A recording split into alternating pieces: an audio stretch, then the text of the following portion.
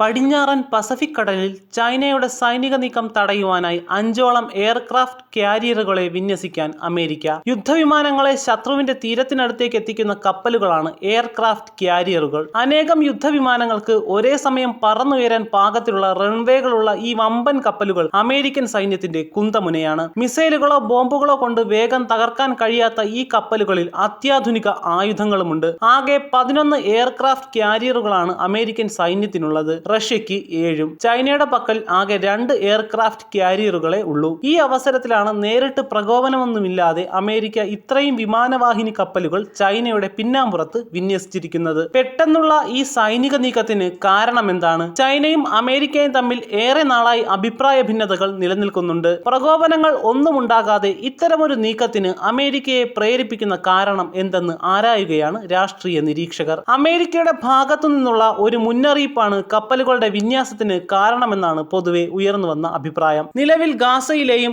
യുക്രൈനിലെയും യുദ്ധത്തിൽ അമേരിക്കയുടെ ഇടപെടലുണ്ട്. ഇസ്രായേലിനും ഉക്രൈനും ഏറ്റവും കൂടുതൽ സൈനിക സഹായം ലഭിക്കുന്നത് അമേരിക്കയിൽ നിന്നാണ്. കൂടാതെ തായ്വാനും അമേരിക്ക സൈനിക സാമ്പത്തിക സഹായങ്ങൾ നൽകുന്നുണ്ട്. പക്ഷേ ഈ രാജ്യങ്ങൾക്കെല്ലാം സഹായം നൽകുവാനുള്ള ബില്ല് അമേരിക്കൻ സെനറ്റിൽ പാസ്സായിട്ടില്ല. അതോടൊപ്പം പസഫിക്കിലെ ദ്വീപ് രാജ്യങ്ങളായ പലാവു, മാർഷൽ ഐലൻഡ്സ് എന്നീ രാജ്യങ്ങൾക്കും സഹായം നൽകുവാൻ അമേരിക്കയ്ക്ക് കഴിഞ്ഞിട്ടില്ല.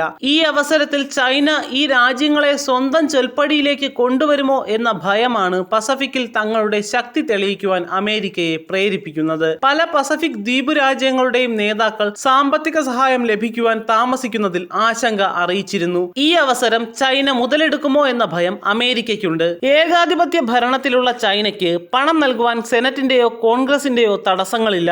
ഈ രാജ്യങ്ങൾ കാലുമാറ്റി ചവിട്ടിയാൽ അമേരിക്കയ്ക്ക് പസഫിക് സമുദ്രത്തിൽ നിൽക്കക്കള്ളിയില്ലാതാകും. അതുകൊണ്ട് തന്നെ ചൈനയ്ക്കെതിരെയുള്ള ഒരു വിരട്ടൽ നയം തന്നെയാണ് അമേരിക്കയുടെ കടലിലെ കപ്പൽ വിന്യാസം.